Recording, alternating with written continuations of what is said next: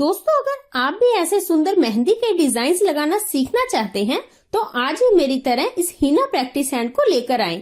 इसकी सबसे अच्छी बात है कि आप मेहंदी की प्रैक्टिस के बाद इस हैंड को कपड़े के साथ साफ भी कर सकते हैं या फिर आप इस हैंड को धो भी सकते हैं। आप इस हैंड को अमेज़न से भी परचेज कर सकते हैं। अमेज़न से परचेज करने का लिंक मैंने वीडियो के नीचे डिस्क्रिप्शन में दे दिया है, तो आप जल्दी से डिस्क्रिप्शन बॉक्स में जाइए और इस हीना प्रैक्टिस हैंड को परचेज करें।